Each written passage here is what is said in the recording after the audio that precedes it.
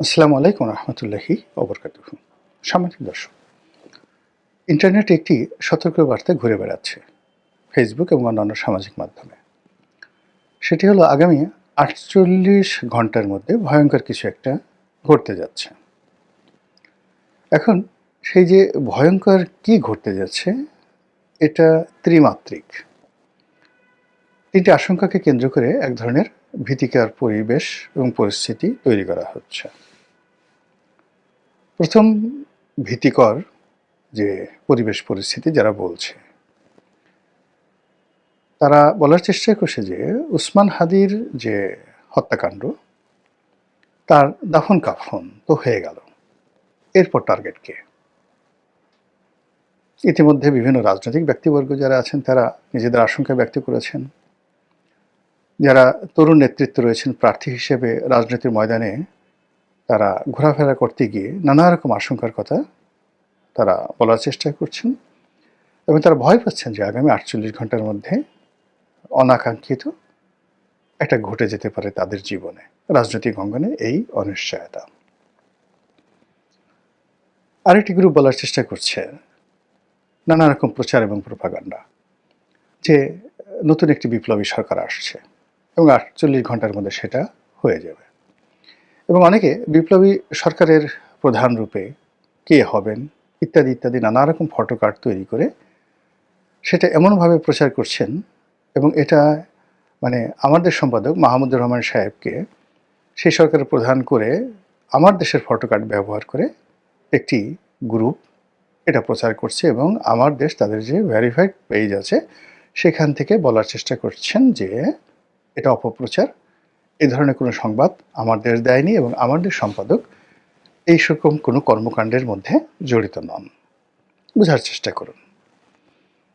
আরেকটি গ্রুপ বলার চেষ্টা করছেন যে জনাব তারেক রহমান সাহেব যেন না আসতে পারেন, এই জন্য আগামী ৪৮ ঘন্টাতে এমন কিছু ঘটানো হবে যাতে করে বিএনপি ভয় পেয়ে যায়, তারেক রহমান সাহেব ভয় পেয়ে যান। এই গ্রুপের দ্বিতীয় যে অপশন সেটা হলো আগামী ৪৮ ঘন্টায় এমন কিছু করা হবে, সেক্ষেত্রে যদি প্ল্যান এ, মানে তারেক রহমান সাহেব আসবেনই না, এটা হলো প্ল্যান এ, যদি প্ল্যান এ ফেল করে অর্থাৎ তারেক রহমান সাহেব তারপরও আসেন, তাতে করে তার সেই আগমনী এটি যেন আনন্দমুখর না হয়, তার অনুষ্ঠানে যেন লোকজন না যায়, ঢাকা শহরে যেন কাউন্টার একটা অবস্থা থাকে, এরকম একটা দৌড়াদৌড়ি অবস্থা শহরে যেন তৈরি হয়।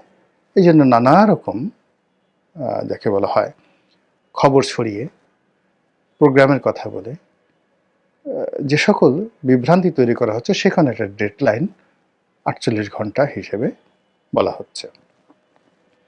আপনি যদি ধরেন যে আমি এই ভিডিওটি যে সময়টিতে করছি এখান থেকে ৪৮ ঘন্টা আজকে থেকে ধরেন, যদি আজকে ২১ তারিখ, ২১শে ডিসেম্বর, তাহলে ২১শে ডিসেম্বর চলে গেল, ২২, ২৩, মানে এই দুদিন যদি ধরেন, ২৪ তারিখে হলো ডেডলাইন, আর ২৫ তারিখ সকাল মানে দুপুরের সময় জনাব তারেক রহমান সাহেব আসবেন। তাহলে ঘুরে ফিরে মোটামুটি ২৩ তারিখ রাত্রি অথবা ২৪ তারিখ দুপুর পর্যন্ত এই সময়টিকে ৪৮ ঘন্টার একটা মাহেন্দ্রক্ষণ, মানে সেই মাহেন্দ্রক্ষণ একটি কিছু ঘটানোর জন্য প্রচার চালানো হচ্ছে।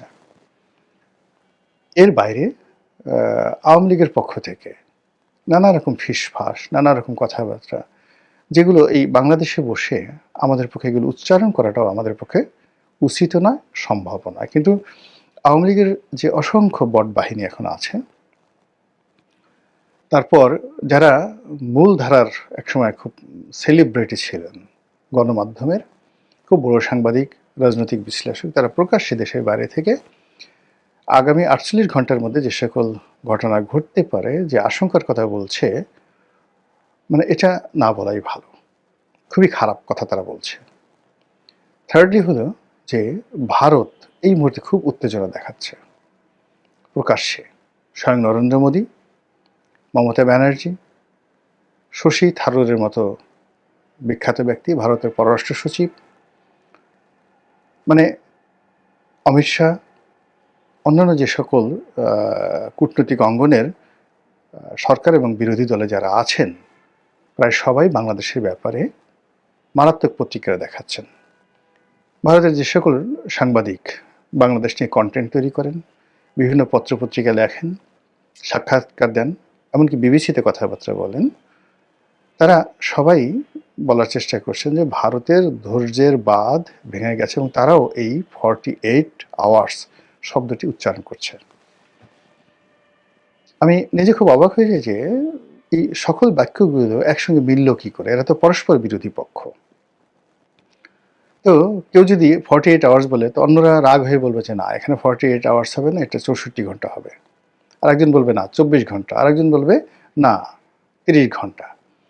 কিন্তু এখানে এই মুহূর্তে বাংলাদেশ নিয়ে যারা উদ্বিগ্ন, বাংলাদেশের রাষ্ট্র ক্ষমতায় আসা, থাকা, যাওয়া ইত্যাদি নিয়ে যারা রীতিমতো ইঁদুর দৌড়ের উপরে আছেন, এই মুহূর্তে যারা রাজনৈতিক সুবিধা নিতে চাচ্ছেন বা সুবিধা হারাতে চাচ্ছেন, সকল পক্ষের মধ্যে একই সঙ্গে এই 48 আওয়ার্স যে শব্দটি, এটি কেন বের হয়ে গেল বা বের হয়ে যাচ্ছে, এটা নিয়ে আলোচনা করার চেষ্টা করব।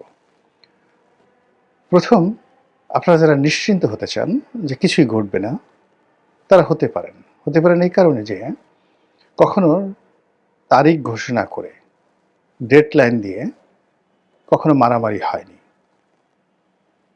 কখনো এরকম একেবারে সময়ক্ষণ মাহেন্দ্রক্ষণ বর্ণনা করে পৃথিবীর কোনো দুর্ঘটনা অথবা সুঘটনা ঘটানো যায়নি। নর্মালি এই ধরনের পরিবেশ পরিস্থিতি তৈরি হয় সেই যাকে বলা হয় একটা আতঙ্ক এবং ভয় সৃষ্টির জন্য। এটা অর্ধেক আপনি ধরেন পৃথিবীর, মানে যাকে বলা হয় যত এই ধরনের আতঙ্ক ছড়ানো হয় তার 50% ভয়েড, 50% যাকে বলা হয় বোগাস, এবং কেবলই মাত্র স্বার্থ সিদ্ধির জন্য এই কাজগুলো করা হয়। তো সেই অর্থে 48 আওয়ার্সের মধ্যে কিছুই হবে না, অর্থাৎ 24 তারিখ পর্যন্ত কিছুই হবে না। যা কিছু হওয়ার বা যেভাবে স্বাভাবিকভাবে যা কিছু চলছে ওভাবেই চলবে। যে আতঙ্কের কথাগুলো বলা হচ্ছে সেই আতঙ্কেরগুলো হয়তো ঘটবে না 50% ক্ষেত্রে।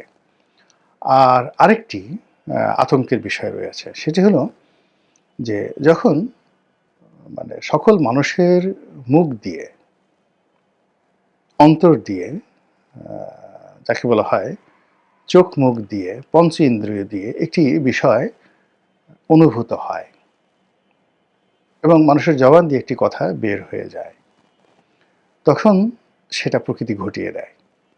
উদাহরণ হিসেবে বলি, যেমন শেখ হাসিনা পালায় না, শেখ হাসিনা পালিয়ে যাবেন, বাংলাদেশে টিকতে পারবেন, এই কথাগুলো কিন্তু আগস্ট মাসের 5 তারিখের আগে, মানে যখন মেট্রো রেল পুরলো এবং শেখ হাসিনা যখন ওটা দেখতে গেলেন, ঠিক তার আগে তিনি খুব বড়াই করে বলেছিলেন যে শেখ হাসিনা পালায় না, সংবাদ সম্মেলনে পালাবে না। ওবায়দুল কাদের বলেছিলেন যে মরে গেলেও পালাবো না, মির্জা ফখরুলের বাড়িতে গিয়ে উঠবো, থাকতে দেবেন তো। মানে এই যে তার যে কথা, এগুলো কান্নার মতো ছিল এই কথাগুলো। এখন এই কথাগুলো তিনি বলতে চাননি, কিন্তু তার মুখ দিয়ে কিন্তু বের হয়ে গেছে। শেখ হাসিনা কোনোদিন পালাবেন না, পালায় না, এই কথাগুলো তিনি বলতে চাননি বা অতীতে কখনো বলেনি, কিন্তু ওই সময় তার মুখ দিয়ে এই কথাগুলো কিন্তু বের হয়ে গেছে। টেকনাফ থেকে তেঁতুলিয়া পর্যন্ত সমস্ত মানুষ গত কয়েক বছর যাবৎ শুধু বলছিল যে আওয়ামী লীগের জন্য এমন একটা পরিণতি আসবে যে তাকে পালাতে হবে। একই অবস্থা বঙ্গবন্ধুর ক্ষেত্রে। বঙ্গবন্ধুর 15ই আগস্টে যে নির্মম পরিণতি এলো, সেটা কিন্তু বঙ্গবন্ধুর যারা ঘনিষ্ঠজন তারা 1974 সনে টের পেয়েছিলেন। আমাকে একজন লোক বলছিলেন জনাব তাজউদ্দিন আহমেদ সম্পর্কে, ভদ্রলোকের নাম আমার মনে নাই, খুব সিনিয়র একজন পলিটিশিয়ান। তো তিনি সেই 1974 সনে দিল্লিতে যাচ্ছেন, তাজউদ্দিন সাহেব, এবং দিল্লি এয়ারপোর্টের তার সঙ্গে তার দেখা হলো। এবং তখন যে ভদ্রলোক আমাকে বলেছেন তিনি বঙ্গবন্ধুর খুব ঘনিষ্ঠজন ছিলেন, আর তাজউদ্দিন সাহেব তখন বঙ্গবন্ধুর বিষ মানে বৃক্ষে পরিণত হয়েছিলেন, তাকে দেখতে পারতেন না। তো তখন তাজউদ্দিন সাহেব ওই ভদ্রলোকের হাত ধরে বললেন যে দেখো, তোমার নেতা নিজেও মরবেন, আমাদেরকেও বাঁচতে দেবেন না। দেখুন, তাজউদ্দিন সাহেব মরেছেন, বঙ্গবন্ধু মরেছেন এবং এই কথা ১ বছর আগে দিল্লি এয়ারপোর্টে তারা কিন্তু পরস্পর আলোচনা করেছে। এবার আমি আমার নিজের একটা অভিজ্ঞতার কথা বলি। ২০১২ সনে পার্লামেন্টারি কমিটির বৈঠক হচ্ছে। শেখ হাসিনা খুব ঘনিষ্ঠ একজন মানুষ, যিনি এমপি ছিলেন, মন্ত্রী ছিলেন, খুব বড় মন্ত্রী ছিলেন এবং খুবই জ্ঞানী, গুণী, জাননেওয়ালা একজন লোক। এক নামে বলবেন, যেহেতু এখন তিনি জেলে আছেন, আমি এই কথাটা বলতে চাচ্ছি না, তার নামটা বলতে চাচ্ছি না, কিন্তু ঘটনা বলতে চাচ্ছি। তো ২০১২ সনে শেখ হাসিনা বক্তব্য দিচ্ছেন, কথাবার্তা বলছেন এবং তার কথাবার্তার মধ্যে স্পষ্টতই ওই সময়টিতে জিদ প্রকাশ পাচ্ছিল, অহংবোধ প্রকাশ পাচ্ছিল এবং তিনি কাউকে পাত্তা দিচ্ছিলেন না। যেমন তিনি বলছিলেন যে, দেখো, আল্লাহ আমাকে ক্ষমতা এনেছে, তোমরা কেউ আমাকে ক্ষমতা আনোনি। এমপিদের বলছিলেন, তোমাদের কোনো ক্ষমতা নেই, তোমরা সবাই কাটা খাওয়া বিলাই। জাস্ট এই কথাগুলো তিনি বলছিলেন। তারপর তোমাদের লজ্জা নাই, শরম নাই এবং তোমাদেরকে যদি মানে ওই কাটা খাওয়া বিলাইয়ের মতো কাটা দেওয়া হয়, সবাই গর্ত থেকে বের হয়ে আসে, আবার মানে বিলাইকে যেভাবে পাছার উপর বাড়ি দেওয়া হয় ওই গোপালগঞ্জের আঞ্চলিক ভাষায়, বিলাই আবার চোখের তলে পলায়, আবার সেই কাটা দিলে মিউ মিউ করে সামনে চলে আসে, তোমরা হলো সেই রকম। তো সকল মানুষ মাথা নিচু করে তার বক্তব্য শুনছিলেন। আব্দুল জলিল সাহেব তখন জীবিত, তোফায়েল সাহেব, রাজ্জাক সাহেব, মানে সকলে মিলে তার সেই অপমান কিন্তু সবাই হজম করছিলেন। রাজ্জাক সাহেব তখন জীবিত ছিলেন কিনা আমি বলতে পারবো না, যা হোক। তো সবাই, মানে ইনক্লুডিং সাবির হোসেন চৌধুরী সহ সবাই, মানে 111-এ যারা যাকে বলা হয় কুশীলব ছিলেন, তাদেরকে ইন্ডিকেট করে, প্লাস দলের যারা একেবারে নতুন আসছে, শুধু দলীয় মনোনয়ন নিয়ে জোয়ারে যারা পাশ করে আসেন, সবাইকে উদ্দেশ্য করে তিনি এই কথাগুলো বলছিলেন। তা তখন আমার পাশে যে ভদ্রলোক বসেছিলেন তিনি বললেন যে, দেখো, তোমার নেত্রীর, আমি তখন শেখ হাসিনার খুব ঘনিষ্ঠজন ছিলাম, তো বলে, দেখো, তোমার নেত্রীর কথা শোনো। ওনার মধ্যে একটা অহমিকা বোধ জন্ম নিয়েছে যে আওয়ামী লীগকে বাংলাদেশে তিনি পুনর্জন্ম দিয়েছেন, আর উনি এখন যে কর্মগুলো করছেন সেই কর্মের মাধ্যমে তার হাত দিয়ে আওয়ামী লীগের কবর রচিত হবে এবং তার অবর্তমানে আওয়ামী লীগের হাল ধরার মতো আর শেখ পরিবারে এই দলের মধ্যে কেউ থাকবে না। সেই কাজ তিনি, দেখো, আজকে এই অনুষ্ঠানে করে যাচ্ছেন। দলীয় নেতা যদি তার নেতাকর্মীদেরকে সম্মান না করে, দলীয় নেতা যদি তার নেতাকর্মীদেরকে অপমান করে, তাদেরকে তাদের মেরুদণ্ড ভেঙে দেয়, তাহলে আর যা হোক, দালাল হবে, তাবেদার হবে, টাউট হবে, বাটপার হবে, সব কিছু হবে, কিন্তু দল পরিচালনা করার মতো নেতা থাকবে না এই দলে। ২০১২ সনে সেই ভদ্রলোকের বক্তব্য। তারপরে তিনি দলের সঙ্গে ছিলেন, মন্ত্রী হয়েছেন, সব কিছু হয়েছেন, এখন আবার জেলে আছেন। এই হলো মানুষের মুখে দিয়ে যে কথাগুলো বের হয় সেই কথার বাস্তব রূপ, আড়ালে আবডালে যে কথা হয় সেই কথার বাস্তব রূপ। তো এভাবে আপনি বেগম জিয়ার কথা চিন্তা করেন, তারেক রহমান সাহেবের কথা চিন্তা করেন, তাদের জীবনের যে খারাপ পরিণতিগুলো এসেছিল সেই খারাপ পরিণতিগুলো কিন্তু মানুষের মুখে মুখে ঘুরে ফিরে বেড়াত এবং তাদের এখন যে সকল দুর্নাম বদনাম আছে রাজনৈতিক অঙ্গনে যাদেরই আছে, এই কথাগুলো কিন্তু সেই আগেই তাদের মুখ দিয়ে বের হয়ে গিয়েছিল। আপনি দেখুন, এই সময়টিতে ডক্টর মোহাম্মদ ইউনূস যা করছেন, জামাত যা করছেন, অন্যান্য মানে যে সমস্ত লোকজন করছেন, তা কিন্তু আমাদের দেশের আমজনতা অনেক আগেই সেই বলে দিয়েছে যে এটা হতে পারে। জামাত ক্ষমতা আসলে এই কাজ করবে, ক্ষমতা পেলে এই কাজ করবে, বিএনপি যদি আগামীতে দেশ পরিচালনার দায়িত্ব পায় তারা এই ভুল করবে, ইত্যাদি ইত্যাদি ইত্যাদি সব কিছু। এবং দেখেন সেই ঘটনাগুলি কিন্তু ঘটে যাচ্ছে। সেক্ষেত্রে ৪৮ ঘন্টার যে টাইম ফ্রেম,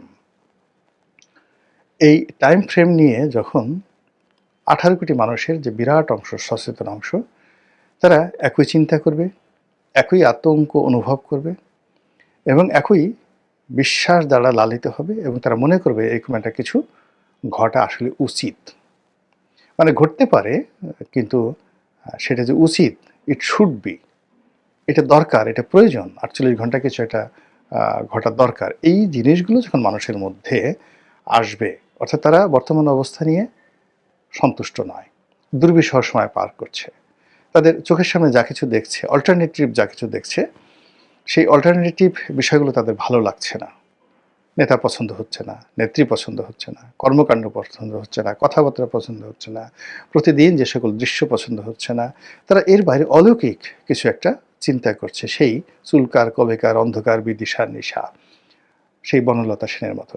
যে বনলতা সেনের যিনি কবি, তিনি সারা পৃথিবী ঘুরছেন, সেই বন থেকে বনান্তরে, পাহাড় থেকে সমুদ্রে, সমুদ্র থেকে সেই দারুচিনির দ্বীপে, কিন্তু কোথাও তিনি স্বস্তি পাচ্ছেন না, কোথাও তিনি নিরাপত্তা পাচ্ছেন না। ঠিক সেই সময়টাতে নিজের মনের মধ্যে তার হঠাৎ করে উদয় হলো নাটোরের বনলতা সেনের কথা। আর সেই বনলতা সেনের তিনি একটা চরিত্র অঙ্কন করলেন, চুল তার কবেকার অন্ধকার বিদিশার নিশা। এই হলো মানুষের কল্পনার শক্তি। তো এখন আপনি যদি আপনার আশেপাশের যে কোনো ঘটনা দ্বারা স্বস্তি না পান, কাউকে আপনার ভালো না লাগে, এবং অল্টারনেটিভ যে জিনিসগুলো, plan A B C D, যা কিছুই আসুক না কেন, কোনোটার মধ্যে আপনি স্বস্তি শান্তি খুঁজে পাচ্ছেন না, তখনই আপনি অলৌকিক কিছু চিন্তা করেন, নেতিবাচক অথবা ইতিবাচক। অনেক সময় মানুষ বলে যে আমার মরে যাওয়া ভালো, এর সাথে আল্লাহ তুমি আমাকে নিয়ে নাও, আল্লাহর গজব নাজিল হয়ে যায়, বেঁচে থেকে লাভটা কি? এইরকম যখন মানুষের জীবনে মানে আকাঙ্ক্ষা জাগ্রত হয়, জাতিগতভাবে সমাজ পরিবার এই ধরনের অভিশাপগুলোকে যখন তারা আহ্বান করে, তখন ঠিকই এই পৃথিবীতে সেই অভিশাপ কিন্তু ঘটে যায়। বহু নজির আছে। মহান আল্লাহ আমাদের সবাইকে হিদায়াত দান করুন, এবং আমাদের জন্য যেটি কল্যাণকর সেটি আল্লাহ রাব্বুল আলামিন আমাদের জন্য বরাদ্দ করুন, এই প্রার্থনা করছি। আসসালামু আলাইকুম রহমতুল্লাহি ওয়া বারাকাতুহু।